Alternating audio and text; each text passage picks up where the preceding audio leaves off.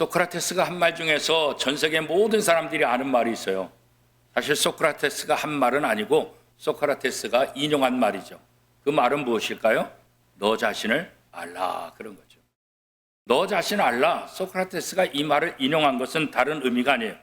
인간의 무지, 인간의 연약함, 그것을 좀 깨달아라, 그런 거예요. 교만하지 말고 얼마나 무능한지, 얼마나 연약한지, 얼마나 무지한지 그걸 좀 알아라. 그런 의미에서 너 자신을 알라, 이렇게 말씀했죠.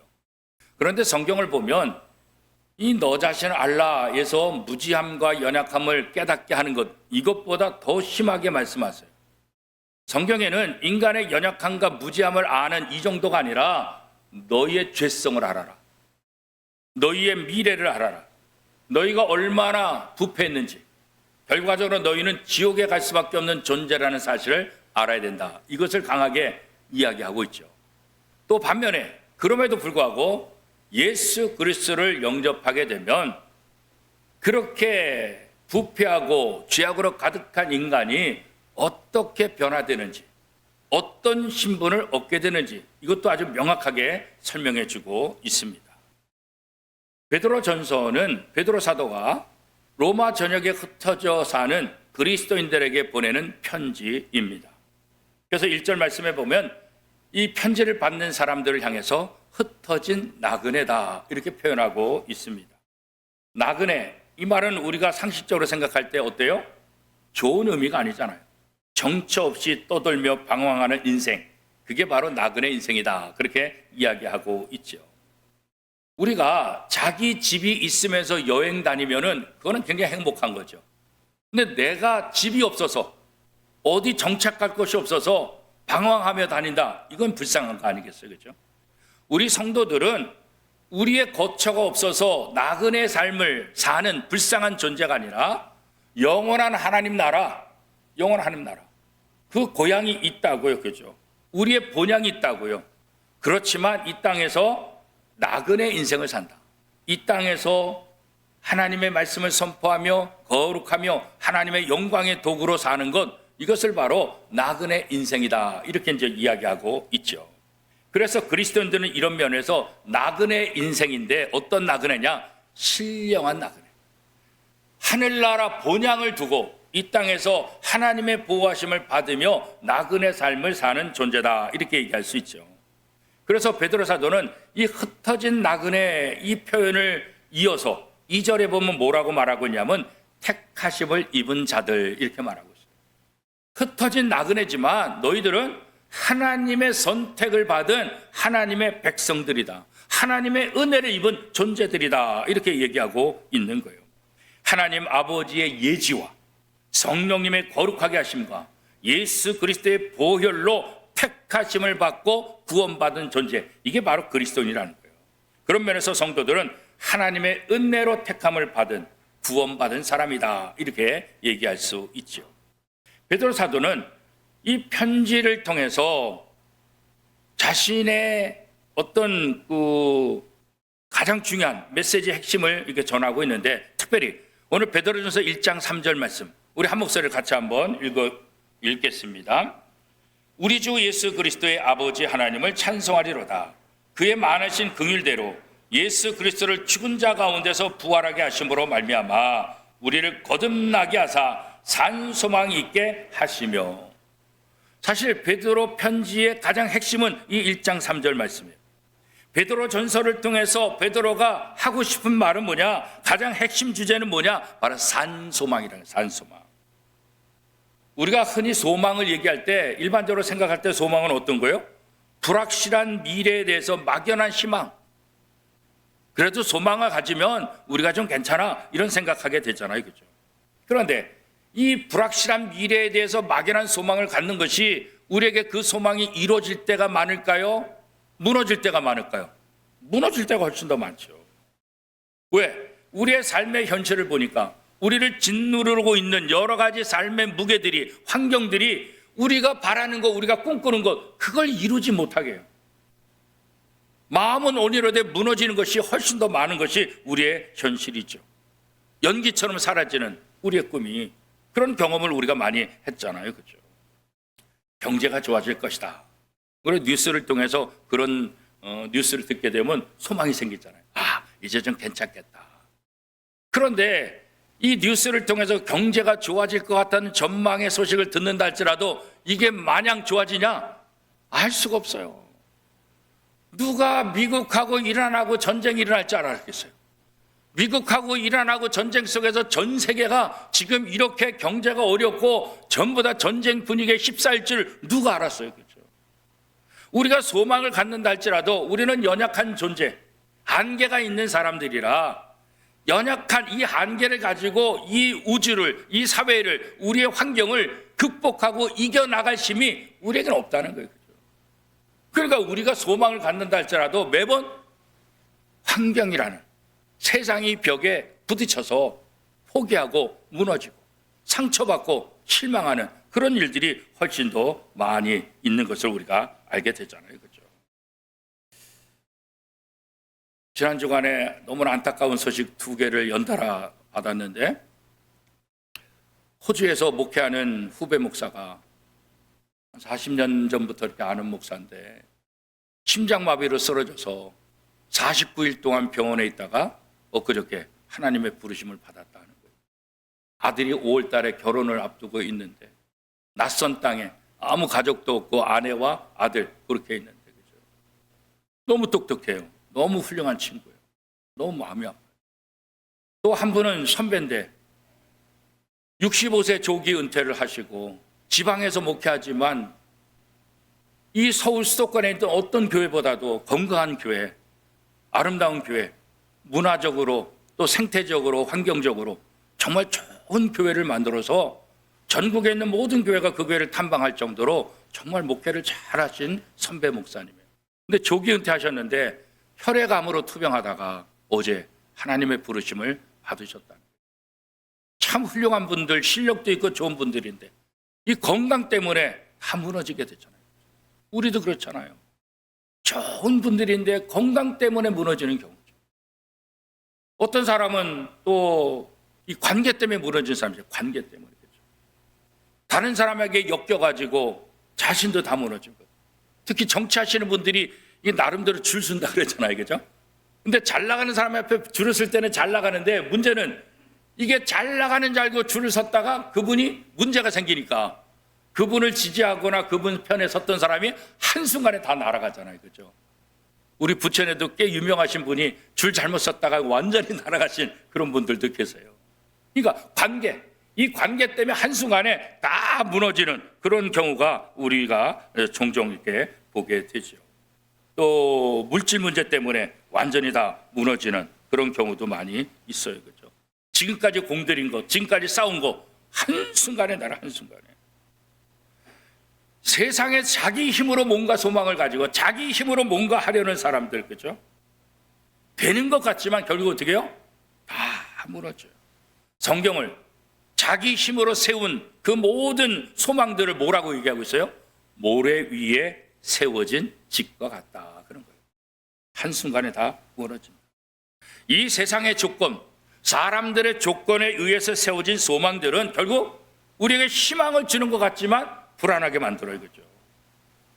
우리를 더 힘들게 만들어요. 이런 말이 있어요. 만족은 늘 짧고 불안은 늘 길다. 맞는 것 같아요? 뭔가 좋아가지고 좋아 그런데 그 좋으면 그 기쁨은 순식간에 사라져. 그죠? 근데 불안은 너무너무 길어. 좀 빨리 좀 끝났으면 좋겠다. 근데 너무너무 길어. 그죠? 이렇게 세상에 근거를 둔 소망들은 다 한순간에 무너질 수밖에 없다. 베드로 사도는 그래서 소망을 가지라 이렇게 말하는데 그냥 소망이 아니라 앞에 형용사를 하나 더 붙이죠. 뭐예요? 산소망. 그냥 소망이 아니라 산소망을 붙잡으라 이렇게 오늘 본문에 이야기하고 있어요. 소망이 죽은 소망이 아니라는 거예요. 살아있는 거예요. 움직이는 거예요. 생명력이 있는 거예요. 그렇죠? 이 산소망은 뭐라는 거예요? 부활하신 예수 그리스도로부터 얻은 거예요. 예수님이 십자가에 못 박혀 돌아가셨어요. 로마 병정들이 핍박하고 채찍하고 고문하고 그래서 십자가에 못 박아 돌아가셨어요. 무덤 속에 묻혔어요. 장사 지냈어요. 그런데 3일 만에 부활하셨잖아요. 부활하신 주님이, 그 주님의 능력이 우리에게 산소망이 된다. 우리도 때로는 못 박히는 것 같고, 우리는 때로 십자가에 매달리는 것 같고, 우리도 때로는 채찍에 맞는 아픔이 있고, 우리를 괴롭히고 우리를 힘들게 하는 여러 상황들이 있지만, 그래서 마치 무덤 속에 갇힌 죽은 것 같지만, 끝난 것 같지만, 끝나지 않은 것은 뭐예요? 주님이 부활하셨다. 주님이 부활하신 것처럼 주님을 의지하고 주님이 주시는 산소망을 붙잡게 되면 우리도 다시 주님처럼 부활할 수 있다는 소망을 우리에게 주고 있는 거죠. 왜 베드로 사도가 이렇게 산소망을 붙잡으라 이런 표현을 했을까? 사실 베드로의 편지를 받고 있는 사람들은 2000년 전 사람이잖아요. 2000년 전에 흩어진 나그네. 흩어진 나그네는 누구를 말하는 거예요? 로마 제국의 다양한 나라에 흩어진, 예루살렘의 핍박이 심하니까 그 핍박을 피해서 각국으로 다 흩어졌는데, 그 모든 나라도 뭐예요? 로마라는 강대국, 여기에 다 속국으로 붙잡혀 있는, 로마 제국의 영향권에 있는 다양한 나라 속에 흩어져 사는 사람들, 그죠? 그러니까 낯선 땅에서 이방인으로 삶을 살아가는 것, 이거 쉽지 않잖아요. 그죠? 특별히 예수를 믿는다는 것 때문에 따돌림 당하고, 때로는 생계에 문제가 생기고, 때로는 안전의 위협을 받게 되잖아요. 그러니까 2000년 전에 이 베드로의 편지를 받고 있는 흩어진 나그네들, 이들의 실상은 어때요? 아무런 소망이 없는, 세상적인 조건으로는 정말 어려운 상황 속에 있는 그런 사람들이죠. 이들에게 편지를 하면서 너희가 산소망을 붙잡으라. 너희들의 눈앞에 펼쳐지는 고난, 눈앞에 펼쳐지는 어떤 생계와 안전에 대한 위협, 거기에 너의 눈을, 거기에 초점을 맞추지 말아라. 예수 그리스도의 부활, 그 부활에 너희의 초점을 맞춰라. 너희가 지금 소망이 없는 것 같고, 너희가 지금 힘들지만 무덤 속에 갇혀있던 예수님이 부활하신 것처럼 그 부활의 주님을 생각하면 너희에게 산소망, 막연한 소망이 아니라 생명력 있는 그 소망으로 너희의 삶이 세상을 변화시키게 될 것이다, 이렇게 말씀하고 있는 거예요. 그렇죠? 산소망은 그런 면에서 추상적인 개념이 아니에요. 현실을 살아가는데 힘, 진짜 힘으로 다가오는 거예요. 그렇죠? 이 산소망을 가진 사람들의 마음속에 담대함이 있는 거예요. 그렇죠? 예수님이 십자가에 못 박혀 돌아가신 다음에 제자들이 다 도망갔잖아요. 그러나 부활하신 주님을 만난 이후에 제자들은 어때요? 부활의 확신을 가지고 산 소망, 산 믿음을 가지고 이제 나도 죽이면 죽여라, 예수님처럼 나도 죽임 받아도 된다, 그러나 예수 그리스도의 부활을 나는 믿고 그의 복음을 나는 온 땅에 증거하겠다, 믿음을 가지고 두려움에 떨었던 자들이 이제는 뭐예요? 산 소망을 가지고 죽음을 두려워하지 않고 온 세상에 가서 복음을 전할 수 있는 것, 바로 부활의 확신과 산소망을 가졌기 때문에 그런 것 아니겠어요? 실제적으로 힘이 되는 거예요. 과거에는 벌벌 떨던 로마 군병들이 그 앞에서 당당한 거예요. 오히려 그들에게 복음을 전하게 되는 거죠. 경제적인 불안 속에서 하루하루를 살아가는 사람들, 그들에게 실제로 힘이 되어준다. 병상에서 회복을 기다리는 환자들에게 실제적인 힘이 되어주신다는 거예요. 관계가 깨어져서 여러 가지 상처를 받고 아파하는 사람들, 그들에게 실제적으로 힘이 되어주시고 능력이 되어주시고 참된 위로가 되어주시는 생명력, 이게 바로 산소망이라는 거예요. 그리스도의 부활이 우리의 믿음을 다시 일으켜 세웠듯이, 제자들의 믿음을 다시 일으켜 세웠듯이, 이 산소망이 절망 속에 있는 우리들을 다시 일어서게 하는 믿음의 에너지라는 거예요. 산소망은 과거의 사건 부활의 뿌리를 내리고 미래의 약속을 향해서 그 다음에 오늘을 살아가는 우리들에게 하나님 주신 하나님의 선물이다, 이렇게 얘기할 수 있는 거죠.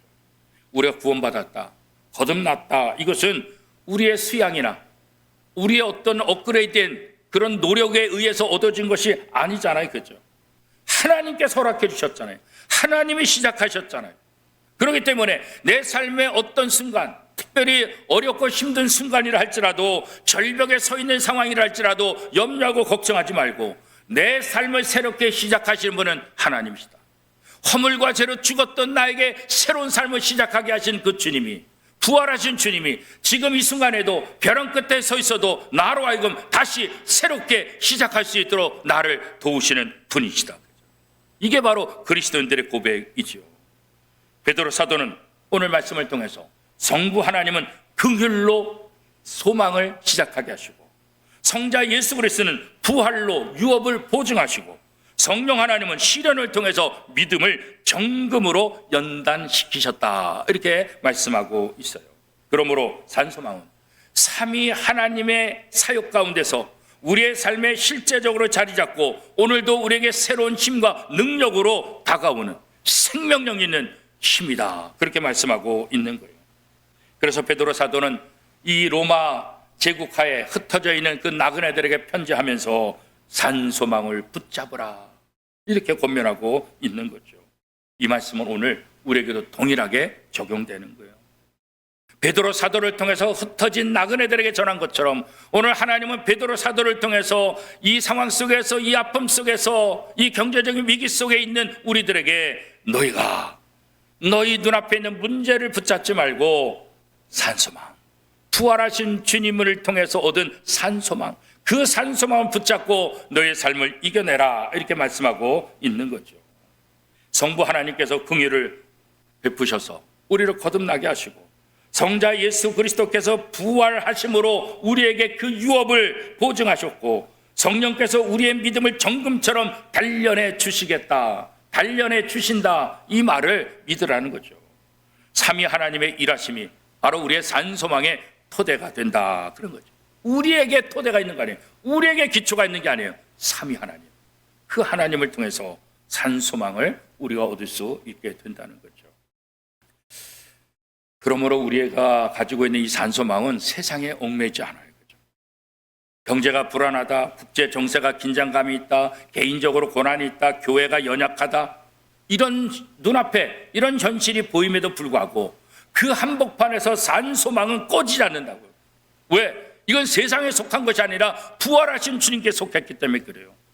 이 산소망은 이 어려움 속에서, 힘든 가운데서 우리의 눈물을 닦아줄 것이고, 우리의 발걸음을 다시 세워서 나가게 하시고, 우리로 하여금 서로 붙들어서 희망을 주고 용기를 주고 다시 일어서게 합니다.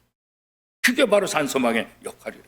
그러므로 부활하신 주님을 믿는 모든 그리스도인들은 이 땅에 사는 동안 부활의 산소망을 품고 앞을 향해서 달려가는 그런 삶을 살아야 된다, 이렇게 권면하고 있는 거예요.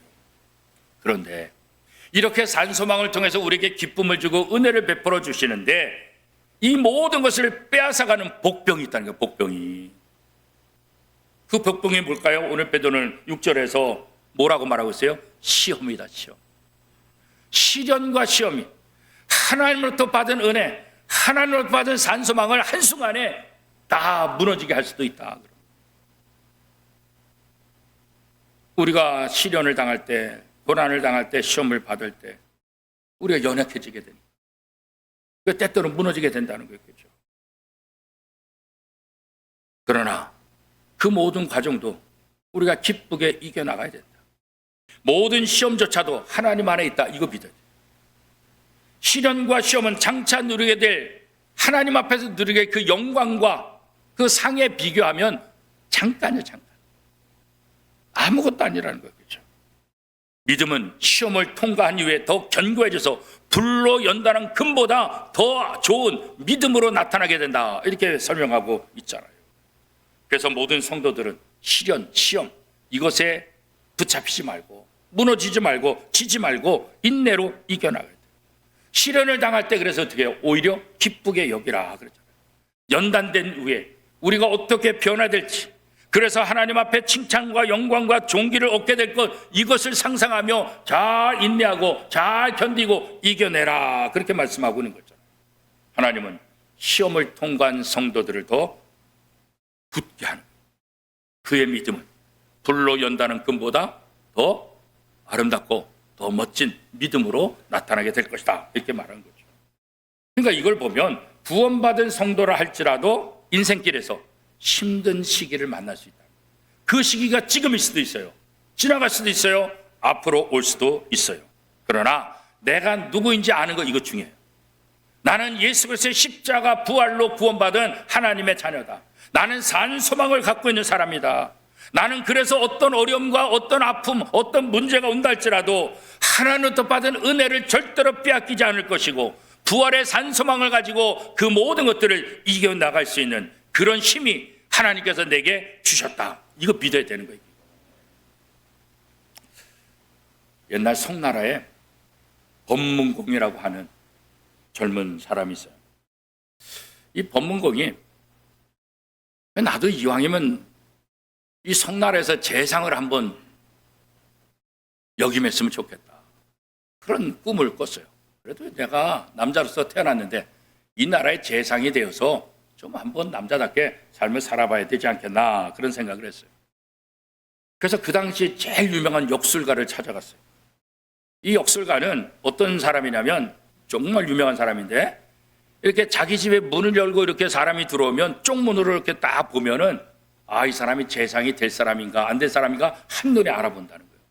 그래서 딱 쪽문을 이렇게 봐가지고 재상이 될 것 같다 그러면 그냥 문까지 막 요즘 말로 버선발로 그냥 가서 영접하는 거예요. 근데 뭐 별로 없다. 그러니까 뭐 원님 정도 되고 뭐 이렇게 진사 정도 되고 그럴 것 같다 그러면 그냥 대충 토방해서 오시라 그렇게. 근데 이렇게 봐가지고 전혀 재상이 될 가능성도 없고 별 볼 일 없다. 그러면 문도 안 열고 들어오라 그래라 그렇게 얘기한다는 거예요. 그래서 이 법문공이 이 유명한 역술가가 있으니까 내가 한번 찾아가서 내가 미래에 재상이 좀 될 수 있을까 한번 좀 알아봤으면 좋겠다. 그래서 이제 찾아갔어요. 찾아갔는데 문도 안 열어. 들어와라. 그래가지고 자기가 문 열고 딱 들어갔는데 보자마자 죄송한데 역술가님 제가 혹시 이 나라의 재상이 될 수 있을까 해서 찾아왔습니다. 그랬더니 택도 없어. 너는 재상 못 돼. 그랬버린 거예요. 그래가지고 실망하지 간 거예요. 며칠 있다가 이 법문공이 다시 찾아갔어. 역술가를. 찾아가가지고 지난번에 저에게 넌 재상이 될 수 없어 이렇게 말씀하셨는데 혹시 그럼 제가 의원은 될 수 있겠습니까? 이렇게 질문한 거예요. 역술가가 깜짝 놀란 거예요. 아니 엊그저께까지 재상의 꿈을 꾸던 사람이 의원이 된다? 지금은 의사가 존경받고 괜찮은 직업이지만 그 송나라 그 시대는 우리나라도 그렇잖아요. 옛날에 의술을 하는 사람이 그렇게 존경받았나요? 그렇지 못하잖아요. 그죠? 그러니까 아주 천한 직업이에요. 아주 천한 직업. 요즘 정육점 하는 사람은 부자잖아요. 옛날에 백정은 사람 취급도 못 받았잖아요. 그죠? 그러니까 이 당시에 의원은 별 볼 일 없는 사람, 아주 천한 직업이에요. 천한 직업. 그러니까 이 역술가가 깜짝 놀란 거예요. 아니 재상을 꿈꾸던 사람이 왜 그런 천한 직업을 왜 얘기해? 그랬더니 이 법문공이 뭐라 그러냐면 사실은 내가 재상이 되고 싶었던 것은 내 개인의 기쁨과 내 개인의 출세를 위해서 하려고 한 것 아닙니다. 이 도탄에 빠진 이 나라를 어떻게든지 좀 구원하고 싶은 그런 마음이 제 속에 있었습니다. 그렇게 얘기를 하죠. 그런데 지난번에 와서 물으니까 재상이 될 수 없어. 그렇게 말씀하시니까 뭐 그거 못하니까 그러면 병마로 고생하는 사람들 그들을 좀 고쳐주고 그들을 위해서 헌신하고자 그런 생각을 갖고 있습니다. 그래서 의원이 될 수 있냐 한번 물은 것입니다. 그런 거예요. 이 말을 듣는 역술가가 법문공에게 이렇게 말하는 거예요. 당신은 앞으로 재상이 될 수 있어요. 이렇게 물은 거예요. 재상이 될 수 있다. 그 법문공이 아니 며칠 전에는 안 된다 그러더니 뭐 지금은 왜 된다고 말합니까? 그랬더니 역술가가 뭐라고 다시 얘기를 하냐면 이렇게 말하는 거예요. 무릇 관상을 보는 데 있어서 가장 중요한 게 색상, 얼굴을 먼저 본다는 거예요. 두 번째는 골상, 이 근육, 이 뼈, 골. 세 번째가 심상, 마음을 본다는 거예요. 그런데 예로부터 색상은 불려 골상, 골상은 불려 심상. 이게 무슨 말이냐? 얼굴상은 골상만 못하고 골상은 마음상만 못하다. 이런 말이 있다. 내가 당신을 보니까 당신이 재상이 되려고 하는 그 꿈도 출세가 아니라 도탄에 빠진 나라를 구한다는 그런 마음이고 또 재상이 안 된다 할지라도 아이고 병으로 고생당하는 사람, 그런 사람들을 위해서 헌신하겠다 하는 거 보니까 당신은 내가 봤을 때, 관상적으로 봤을 때 이 색상이나 외모나 또 골상 이런 것을 봤을 때는 재상이 될 만한 사람이 아닌데, 당신이 갖고 있는 심상, 그 마음을 보니까 재상이 될 가능성이 있다, 그렇게 얘기를 하더라고요. 실제로 법문공은 나중에 이 송나라의 재상이 되어서 20년 동안 재상으로서 나라를 다스렸다 그래요. 마음이 얼마나 중요한가요? 우리나라 역사의 위대한 인물 중에 하나, 존경받는 분, 백범 김구 선생님께잖아요. 이 백범 김구 선생님이 어렸을 때 친구들하고 다른 사람하고 비교해 보니까 자기가 너무 초라해. 가난한 집안, 좋은 가문도 아니에요. 타고난 재능이 있는 것도 아니에요. 뭐 외적으로 봤을 때 뭐 대단한 이렇게 뛰어난 그런 것도 아니에요. 그래가지고 늘 다른 사람하고 비교할 때마다 늘 안타까운 거예요. 좀 탄식했다는 거예요. 그런데 이 역술가가 말한 얼굴상 좋음이 골상 좋음만 못하고 골상 좋음이 마음상 좋음만 못하느냐, 이 말을 전설로 내려오는데 김구 선생님이 어렸을 때 이 말을 들은 거예요. 그래, 나는 외적으로는 부족하고 또 뭐 경제적으로 뛰어난 것도 없지만 내가 좋은 마음을 그럼 품겠다. 내가 어렸을 때부터 좋은 마음을 품어서 내가 좀 귀하게 쓰임받고 싶겠다. 그래가지고 어렸을 때부터 이 마음에 좋은 마음을 품고 그것을 노력했다. 그래서 훌륭한 인물이 될 수 있었다. 오늘 책에 보니까 그렇게 기록을 하고 있더라고요. 자, 성경에 보면 이렇게 색상과 골상이 뛰어난 사람이 있었어요. 누구예요? 이스라엘 첫 번째 왕 사울. 외모 너무 잘생겼어요. 외모 키도 커요. 이 뼈대도 골격도 남들이 볼 때 대단해요. 그래서 이스라엘 첫 번째 왕이 됐잖아요. 그런데 왕이 된다면 어떻게 교만해져 버렸잖아요. 마음속에서 하나님을 버린 거예요. 하나님을 잃어버린 거예요. 결국 그는 왕에서 쫓겨났잖아요. 반면에 두 번째 이스라엘 왕이 된 다윗은 어떤 사람이에요? 별 볼 일 없어요. 키도 작고 아버지에게도 인정받지 못해, 형제들에게도 인정받지 못해. 사무엘이 하나님의 부름을 받고 아버지 집에, 이 다윗의 집에 가가지고 여기서 왕이 될 사람이 있다고 하나님께서 말씀하셔서 내가 왕이 누군지 보기 위해서 왔다고. 첫째 아들, 둘째 아들, 막내까지 다 갔는데 다 아니야. 그래서 사무엘이 이 집에 아들이 여기밖에 없습니까? 사실 아들이 한 명 더 있긴 한데 저 들에서 양치는데 걔는 보나 마나요. 보나 마나. 걔는 보나 마나요. 아니 이 형제들이 아니면 걔는 더 볼 게 없어요. 근데 사무엘이 뭐랬어요? 데려오라고. 딱 데려왔는데 보니까 외적으로는 별 볼 일 없지. 왜소하고 그렇잖아요. 그런데 하나님이 바로 이 자가 너가 기름 부을 자다. 그렇게 인정했죠. 다윗은 외적으로 보면 부족해요. 연약해요. 그러나 그 마음은 어때요? 하나님으로 가득했다.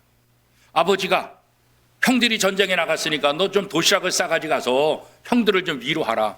딱 전쟁터에 갔더니 아이고 블레셋의 장군 골리앗이 나타나가지고 하나님의 이름을 그냥 들먹이며 이스라엘 백성들을 들먹이며 하나님의 이름을 망령되고 다윗이 머리까지 화가 났잖아요.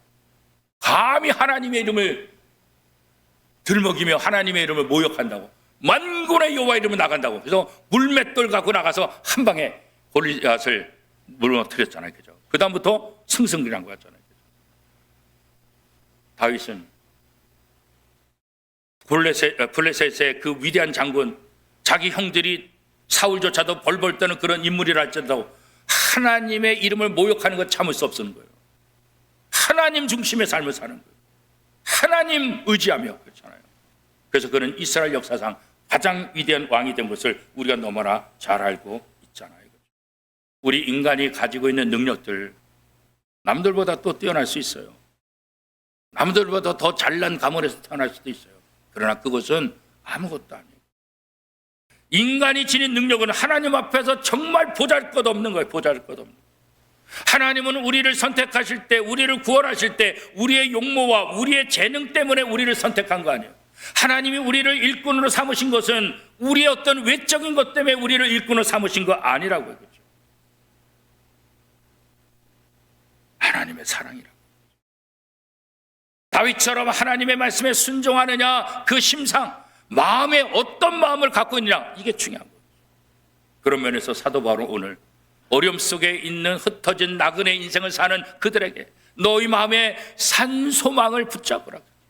부활하신 주님을 통한 산소망, 그 마음을 너희 마음속에 가져라. 그 산소망이 너희를 살리게 하고 그 산소망이 너희를 회복시켜 줄 것이다. 이렇게 말씀하고 있잖아요.